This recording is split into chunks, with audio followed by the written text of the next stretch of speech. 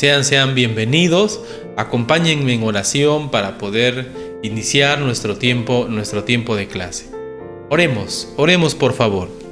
Gracias te doy, Señor, por este tiempo que vamos a pasar, Padre bueno, estudiando tu palabra. Gracias, Señor, porque nos permite, Señor, meditar, reflexionar en ella y poder, Padre bueno, crecer. Utiliza este tiempo en nuestras vidas, oh Dios, que podamos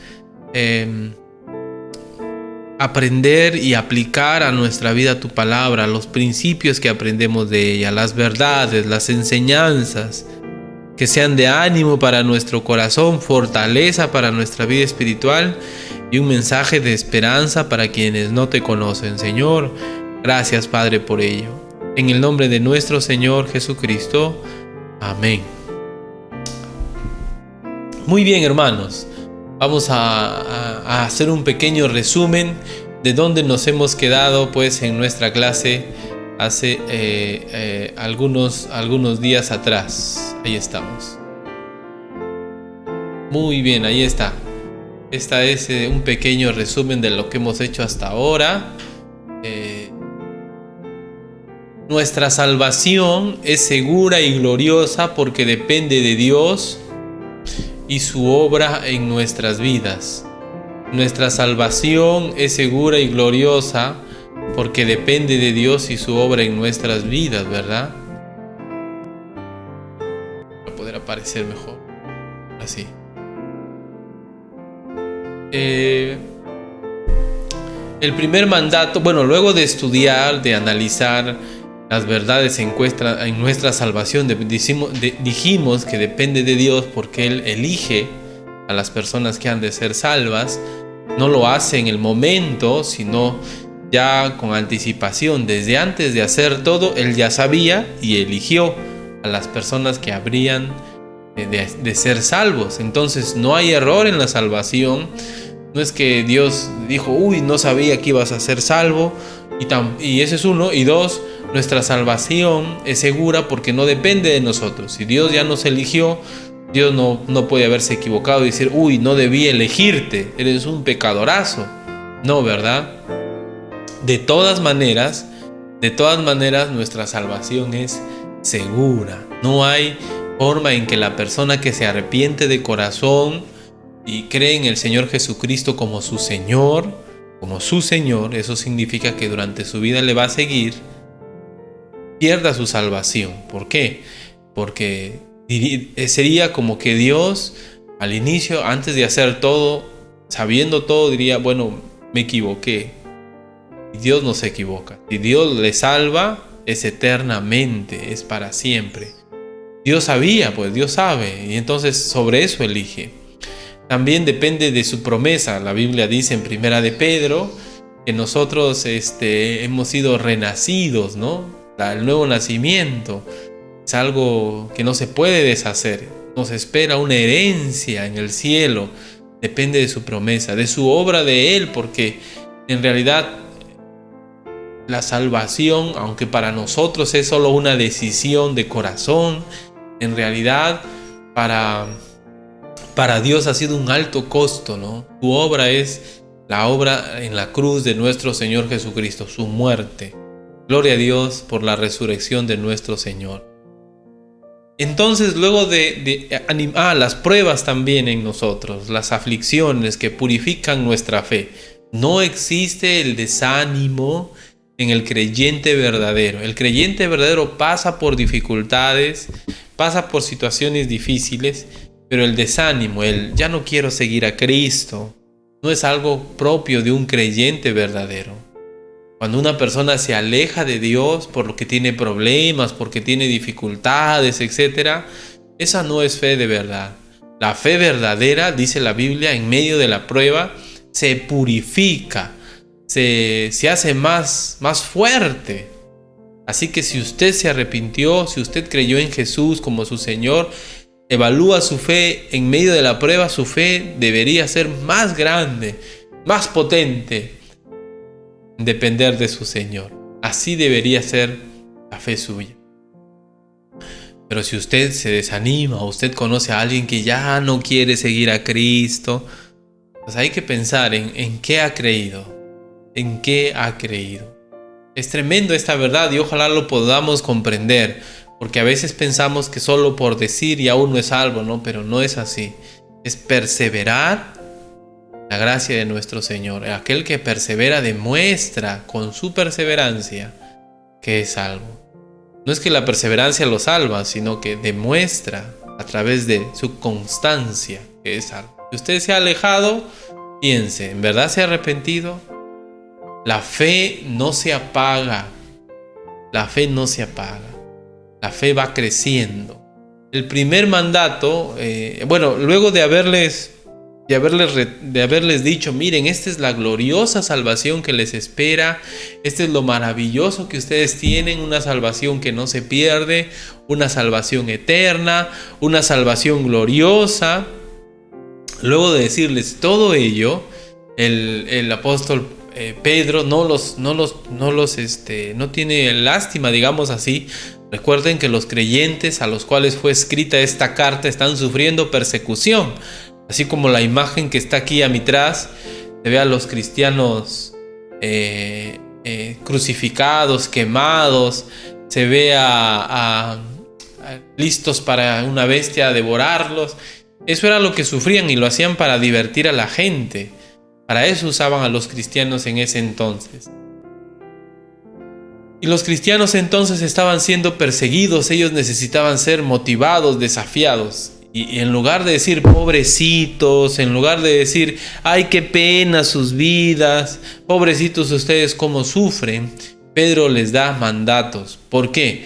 Porque el sufrimiento no es una excusa para pecar. El sufrimiento no es una excusa para fallarle a Dios, sino un momento, un lugar donde uno tiene que ser fiel a su Señor. Aún en medio de las circunstancias difíciles, uno debe ser fiel a Dios. ¿Qué clase de fe tenemos que solo cuando todo está tranquilo somos fieles?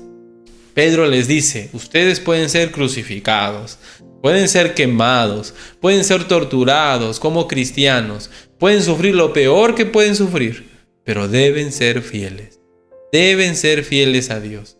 Y lo expresa esto de ser fieles en diferentes mandatos que les da a los cristianos.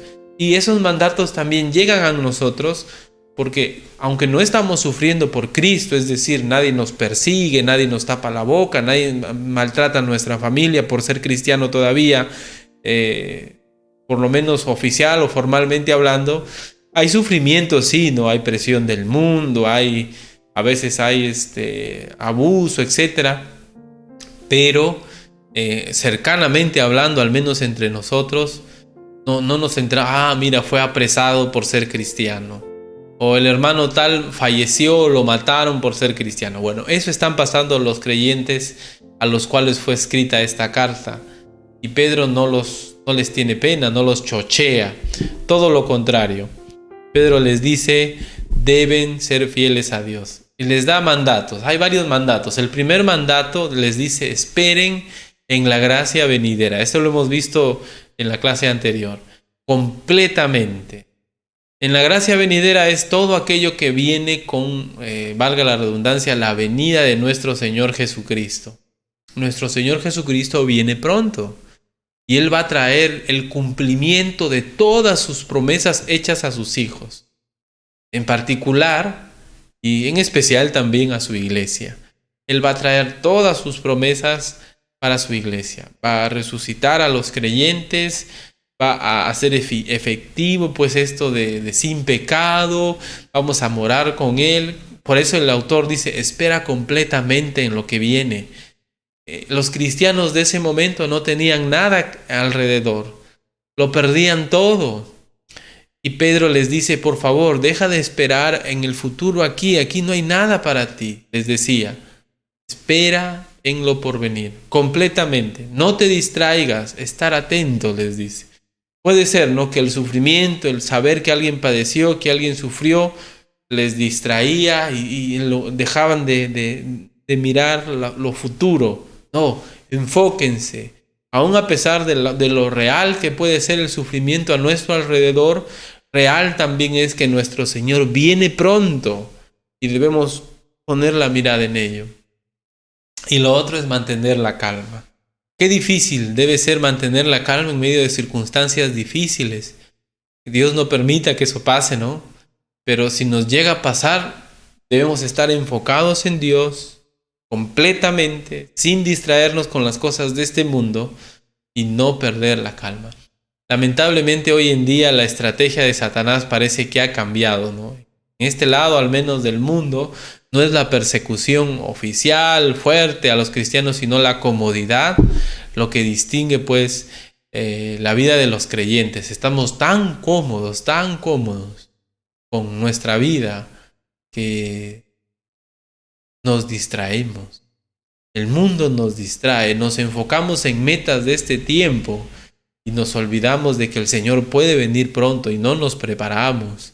No estamos listos para esperar a nuestro Señor. Que Dios nos ayude a reflexionar. Hoy vamos a meditar en el segundo mandato.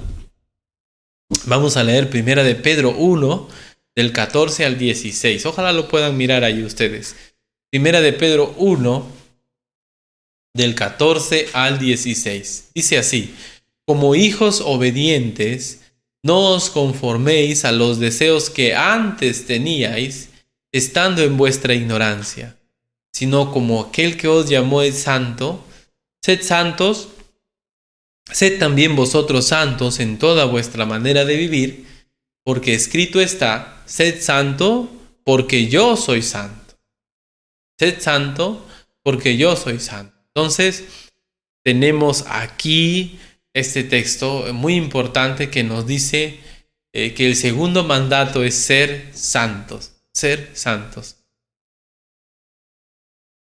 Como dice el Salmo, confía en Jehová y haz el bien.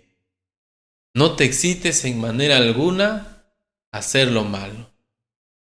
La confianza en Dios se expresa en nuestras obras. Si usted ve que una persona actúa mal, actúa negativamente, actúa con impiedad, no con santidad, usted va a decir, ¿esa persona espera en Dios?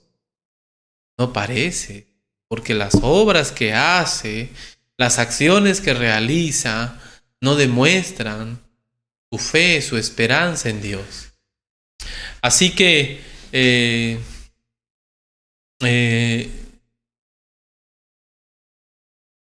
este texto nos recuerda que debemos ser santos como nuestro Dios. ¿Listos?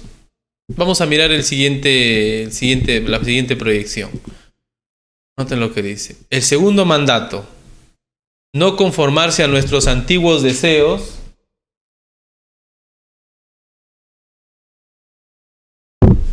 sino al deseo de nuestro Padre. Este es el segundo mandato. No conformarse a nuestros antiguos deseos, sino al deseo de nuestro Padre. Así decía el versículo, ¿verdad? Como hijos obedientes, no os conforméis a los deseos que antes teníais, estando en vuestra ignorancia, sino como aquel que os llamó es santo, sed también vosotros santos en toda vuestra manera de vivir. Como hijos obedientes.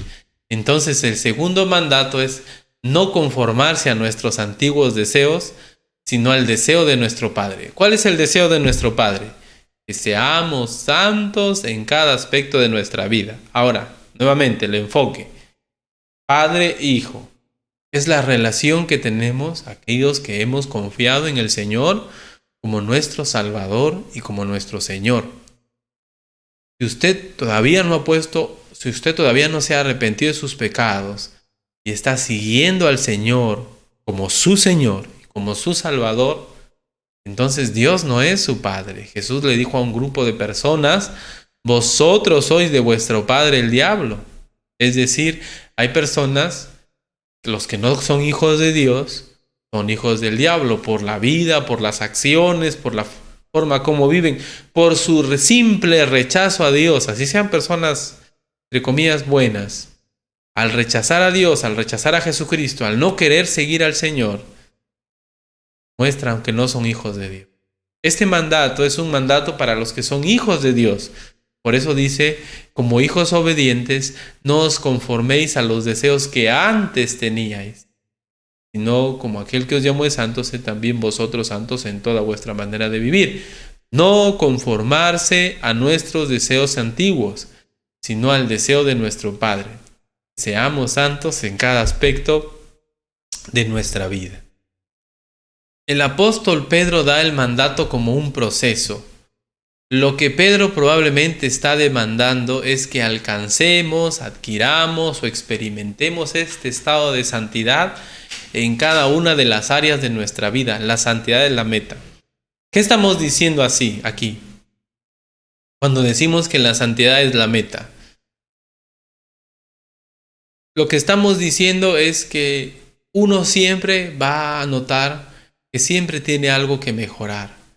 Siempre hay pecados, siempre hay cosas que crecer. A medida que uno va reflexionando en la palabra de Dios, uno va a darse cuenta que siempre hay algo más, siempre hay algo en lo cual uno tiene que cambiar, siempre hay algo en lo cual uno tiene que dejar, y mientras más profundizas en la palabra de Dios, más y más te das cuenta que necesitas dejar el pecado y buscar a Dios. Eso es ser santo. Ser santo significa dejar el pecado, dejar lo malo, pero no te quedas allí, sino buscas a Dios, te acercas más a Dios, practicas más lo que Dios pide que practiques, te vuelves más piadoso. Entonces la santidad es la meta, en el sentido de que uno no está perfectamente santificado así en la práctica, en un inicio, ¿verdad? Sino que uno tiene que poco a poco ir acercándose más al ideal. ¿Y cuál es el ideal? La meta es ser como nuestro Padre. Dice, ¿cómo es un hijo obediente? Lo que se espera de los hijos obedientes es que actúen según los deseos de su Padre y no según sus propios deseos. Y en realidad eso es la obediencia, pues. La obediencia es allanarte, sujetarte al deseo de otro, ¿verdad? Los padres terrenales nos piden para hacer algo, es su deseo, y la obediencia lleva la idea de no lo que yo, sino lo que tú quieres, y vamos a hacer lo que el Padre quiere. ¿Cuántas veces notamos que nuestros hijos no quieren obedecer? ¿A qué se refiere eso? A que no quieren hacer nuestros deseos, sino sus propios deseos. Si usted tiene hijos, lo va a entender, ¿verdad? Dios quiere que viva ya no según mis deseos, sino según su deseo. ¿Y cuál es su deseo? Que sea santo. Debo quebrantar mi voluntad y hacer que el deseo de mi Padre sea mi deseo. Y vamos diciendo con esto que algunos dicen, bueno, pero no me nace, bueno, pero no lo siento, bueno, pero... Y así estamos dando un montón de excusas para mostrar nuestra rebeldía. Si somos creyentes, si somos hijos de Dios, Dios espera que actuemos en obediencia. ¿Qué significa eso? Que no es nuestro deseo, sino el deseo de nuestro Padre. ¿Y cuál es el deseo de nuestro Padre?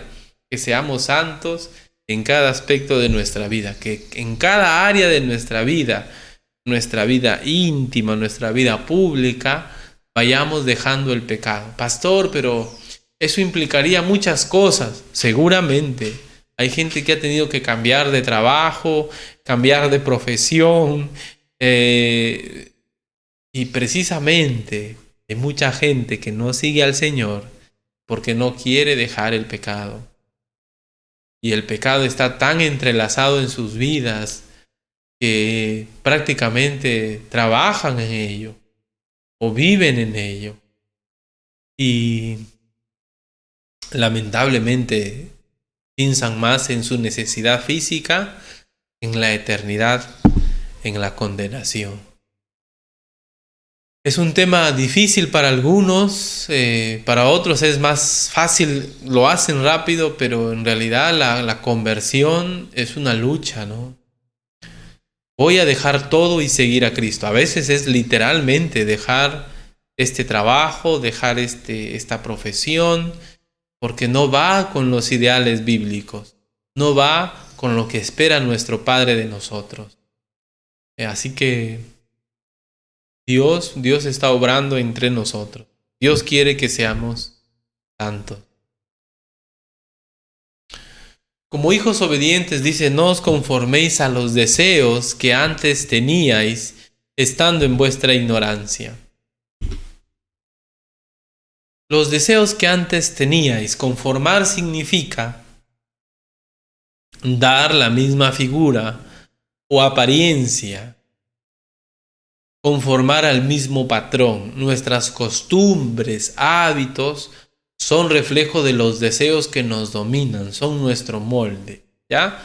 Nosotros venimos con un molde físico y nuestro carácter y todo ello, pero a lo largo de nuestra vida, como vivimos en este planeta, empezamos a adquirir ciertos hábitos y esos hábitos se traducen en deseos en nosotros. Tenemos el hábito de comer 3 veces al día por lo menos. Entonces, cuando se llega la hora, ocurre el deseo, tenemos hambre, ¿verdad? El hábito genera el deseo. Y nosotros los deseos los identificamos por los hábitos que tenemos, ¿verdad? Están muy entrelazados. Así que una persona es moldeada por sus deseos, por sus hábitos, por la vida que tiene. Y eso es, en todo aspecto de la vida se puede estudiar eso y es muy claro, muy notorio. Y lo que Dios nos está diciendo es que nosotros, antes de conocer a Cristo, teníamos cierto molde, el molde del mundo. Teníamos los mismos deseos, las mismas expectativas, las mismas metas, los mismos anhelos. Pero ahora que ya conocemos al Señor, nuestros deseos, nuestras metas, nuestros anhelos deben cambiar.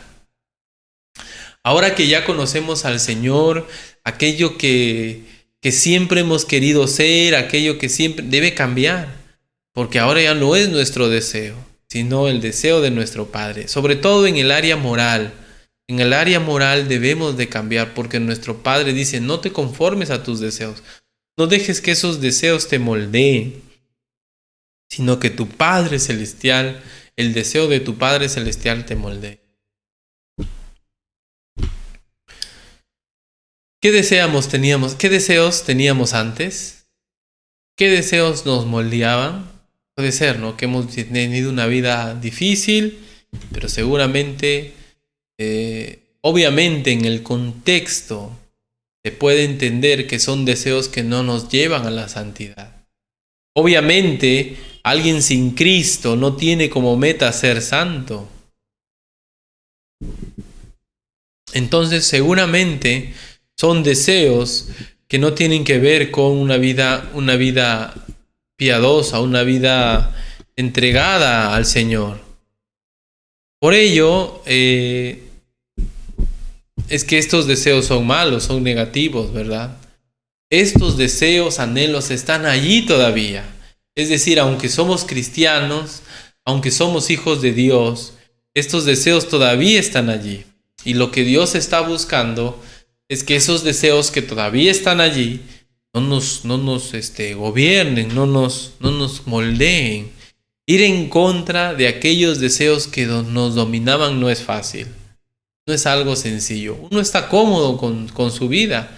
Es salir de la comodidad de hacer lo que uno quiere y someterse a lo que otro quiere. Es cambiar de hábitos. Cambiar de hábitos nunca es fácil. Nunca es fácil cambiar de hábitos. Si usted es una persona, por ejemplo, que tiene el hábito de levantarse a cierta hora, cambiar de hábito no es fácil. Cambiar de hábito no es algo sencillo, no es algo que uno diga, bueno, ya hoy día me levanto de una manera y mañana soy de otra. No se puede. Toma tiempo. Luchar con nuestros deseos toma tiempo. Si usted se ha acostumbrado a mentir, a robar, a tener encuentros sexuales con otras personas que no son su esposo o su esposa, es difícil cambiar. Si usted se ha acostumbrado a mirar la televisión o a mirar el celular, programas que no glorifican a Dios, usted tiene esas costumbres en cuanto a diferentes cosas pecaminosas que no glorifican al Señor. Hay que cambiar. Eso es difícil, pero se puede y debemos hacerlo, aun si estamos en medio del sufrimiento, aun si eso conlleva tener aflicción, aun si eso conlleva tener sacrificios que hay que hacer, debemos hacerlo, porque es el deseo de nuestro Padre que ya no vivamos así. Estos deseos que teníamos son propios de nuestra ignorancia. Estamos diciendo que en la Biblia se habla de ignorancia en el sentido de incredulidad. No en el sentido de no saber, sino en el sentido de no querer saber, rebeldía. No en el sentido de que no haya la forma de conocer, sino que no quiero saber lo que Dios es, lo que Dios quiere. En la Biblia, cuando hablamos de ignorancia, no hablamos de que Dios está oculto a las personas, sino de que Dios se está mostrando, pero la persona no quiere saber nada. La ignorancia es voluntaria.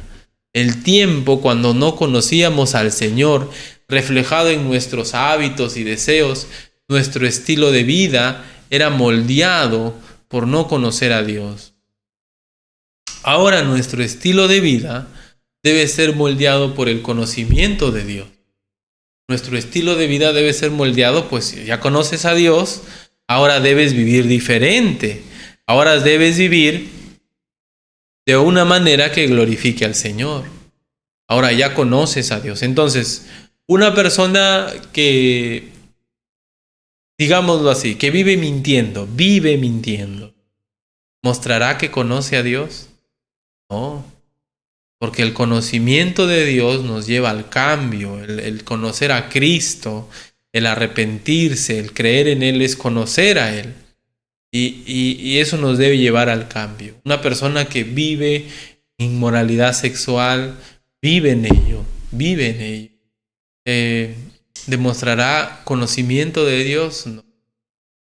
Cuando uno conoce a Dios, el conocimiento de Dios nos lleva a cambiar, nos lleva a crecer. Y Pedro les dice a los creyentes que están sufriendo, cuidado, ya esos deseos no deben gobernar su vida. Deben de luchar contra esos deseos. Antes esos deseos, eran señal de no conocer a Dios, pero ahora tú conoces a Dios. Ahora, la pregunta es, en medio de la persecución, en medio de la aflicción, ¿qué deseos podrían haber tenido estos creyentes pecaminosos, ¿no? Deseos pecaminosos. ¿Qué deseos podrían haber tenido? Y uno puede ponerse a pensar, ¿no? Quizás venganza contra sus opresores, quizás volver a lo de antes para no sufrir, ¿no? Porque puede ser también ello, ¿no? Están matando a los creyentes, entonces digo que no soy creyente, pues, y vuelvo a mi vida normal para ya no sufrir el martirio, el castigo. Y Pedro les dice, no, deben ser santos, aun si eso implica el sufrimiento, la muerte.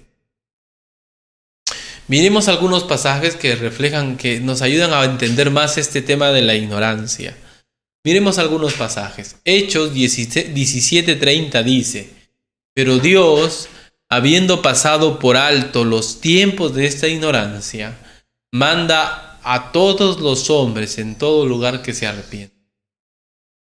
El ignorante espiritual no es una persona que no conoce a Dios, sino una persona que no quiere conocer a Dios. El ignorante espiritual no es una persona que no conoce a Dios y que no puede conocerlo, sino que es una persona que no quiere saber a pesar de poder conocer a Dios. Y Dios dice, ahora esas personas que no quieren saber, a pesar de poder, a pesar de que Dios se ha revelado, Dios les dice, dejen de ser ignorantes espirituales. ¿Y cuál es la forma de salir de esa ignorancia espiritual? El arrepentimiento. Es claro que la persona sí puede conocer a Dios y tiene que arrepentirse. Tiene que arrepentirse. Efesios 4:17 al 19, noten lo que dice. Los creyentes, este es Pablo hablándole a los creyentes, exhortándoles a ya no vivir de la manera como vivían antes. Noten lo que dice Efesios 4:17. Esto pues digo y requiero en el Señor, que ya no andéis como los otros gentiles que andan en la vanidad de su mente, teniendo el entendimiento entenebrecido, ajenos a la vida de Dios por la ignorancia que en ellos hay. ¿Y por qué es la ignorancia? Por la dureza de su corazón. Y Pablo les está diciendo, miren, esas personas, los otros gentiles, viven así por la ignorancia que hay en sus vidas, pero no es una ignorancia porque Dios no hay o no se ha manifestado, sino es una ignorancia por la dureza de su corazón, rebeldes a Dios. ¿Y cómo se expresa esa ignorancia? Versículo 17 decía, ya no andéis, y andar significa estilo de vida.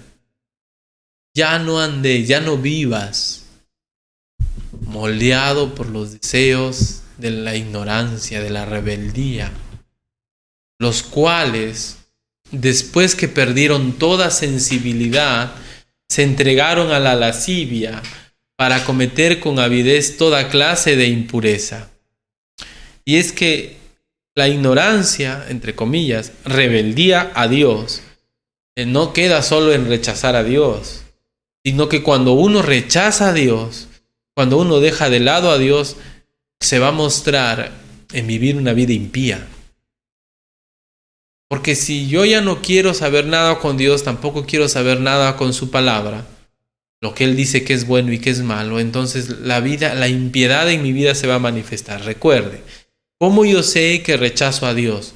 Por mi vida impía, mi vida pecaminosa, mi vida entregada a lo malo. Versículo 19 dice, los cuales, después que perdieron toda sensibilidad, se va degradando el ser humano, se entregaron a la lascivia para cometer con avidez toda clase de impureza.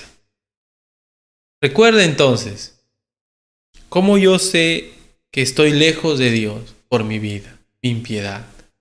No quiero dejar mi pecado, no quiero abandonar mi condición pecaminosa. Eso es ignorancia, pero es voluntario.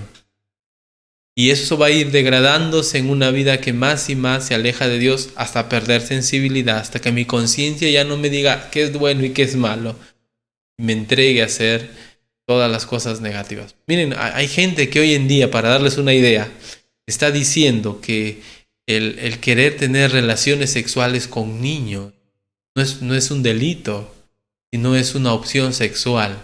Eso es perder toda sensibilidad. Y hay gente que está luchando en los tribunales, en los congresos, para postular esto. Que yo, que tú, si es que los deseamos, podamos tener relaciones sexuales con niños, como es una opción sexual, así como yo me enamoro de una mujer, yo me enamoro de un hombre, yo me enamoro de mi perro, ¿no? Y también me puedo enamorar de un niño y desearlo sexualmente. Perder sensibilidad significa que mi conciencia ya no hay nada que me diga esto es bueno, esto es malo. Y a medida que la persona se aleja de Dios, se aleja de la luz, se va a mostrar en su vida, en la impiedad, en la forma como vive, gobernado por sus deseos pecaminosos. En cambio, un creyente, una persona que conoce a Dios, también se tiene que demostrar en la vida que lleva. Es más consciente de su pecaminosidad, más consciente de su maldad, quiere cambiar. Quiere alejarse del pecado, quiere alejarse de lo malo. No es que no fallamos, todo lo contrario, pero tratamos de hacerlo menos cada día, sino como aquel que os llamó es santo, sed también vosotros santos en toda vuestra manera de vivir. La norma o el molde, el modelo al cual debemos conformarnos y con el cual debemos compararnos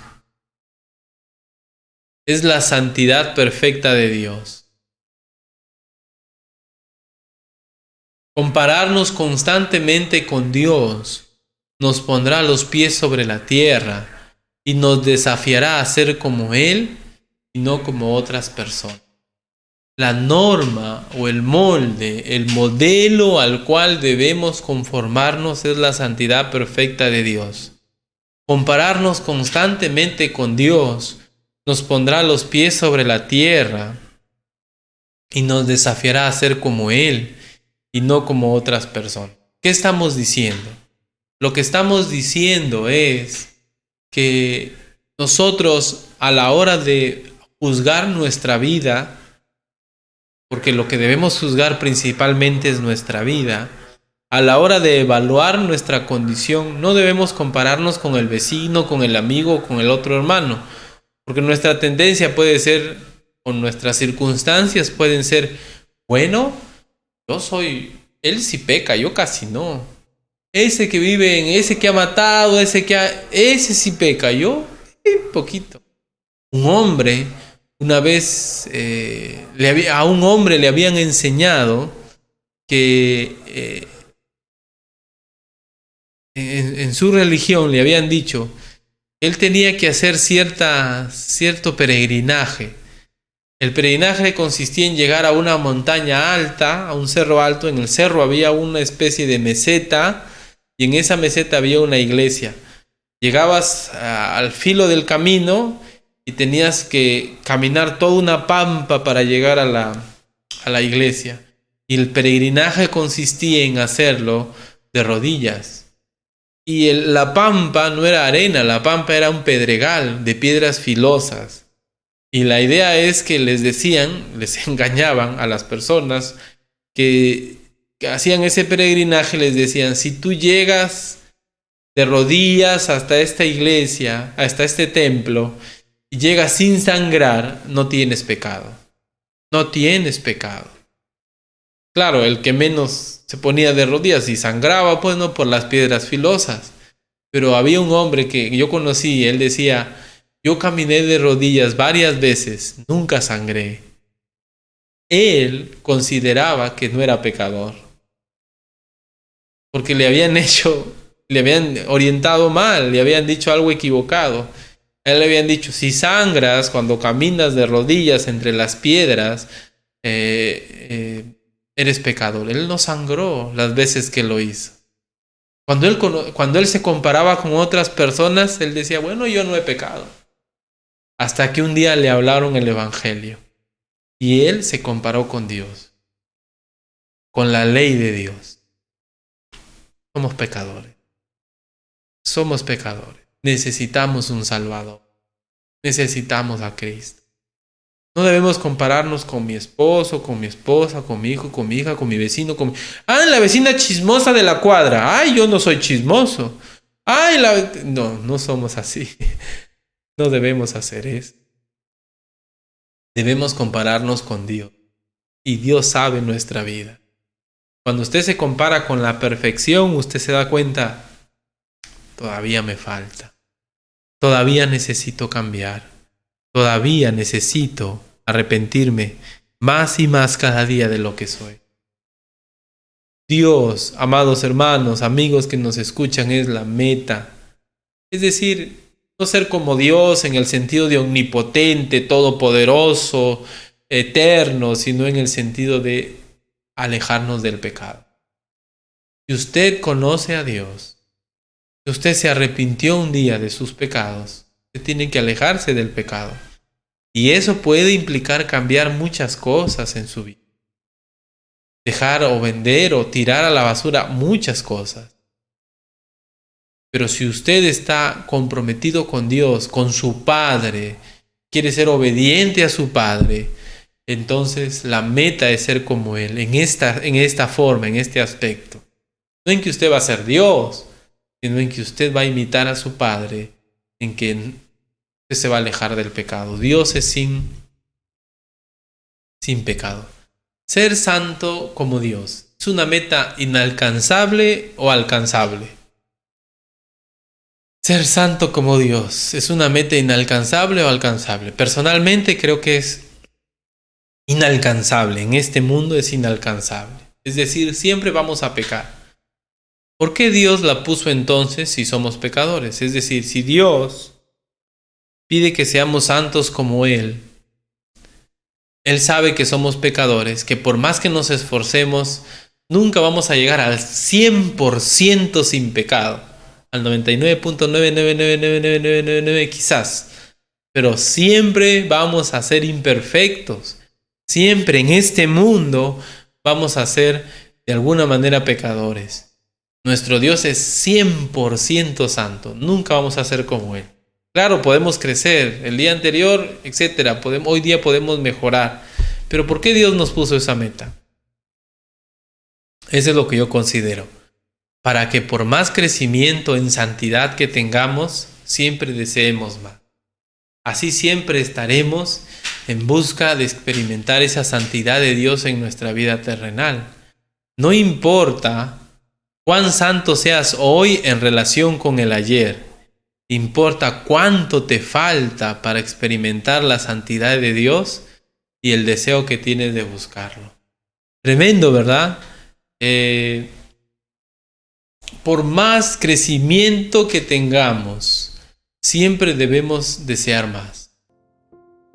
Nunca debemos estar contentos con nuestra vida espiritual. Siempre debemos estar alejándonos constantemente del pecado. ¿Por qué? Porque si nos descuidamos en algún momento, podemos tropezar. El tener una vida espiritual ahorita, que estar bien con Dios, no significa que mañana vamos a estar bien con Dios. Hay que vivir cada día. Hay que cada día esforzarnos y crecer. La vida espiritual, la santidad es algo que se quiebra tan fácilmente, ¿verdad? Pecando. Y uno puede pecar en 5 minutos, 5 segundos. Toda una vida de esfuerzo, ¡pum!, se puede caer. Por eso es que no debemos descuidarnos y cada día esforzarnos más para ser como nuestro Padre. La meta es ser como Él, no es ser como el hermano tal, el pastor tal, el predicador tal, la meta es ser como nuestro Dios. Qué bueno que hay hermanos que modelan ello. Qué bueno que hay pastores, hermanos, maestros, hermanas, madres, padres que tienen una vida piadosa. Y uno puede mirar y dice, wow, qué buen hermano, qué buena hermana. Aún hasta los incrédulos reconocen y dicen, ese hermano es piadoso, esa señora es piadosa. Se sabe por su vida que es honesta, que es íntegra, etc.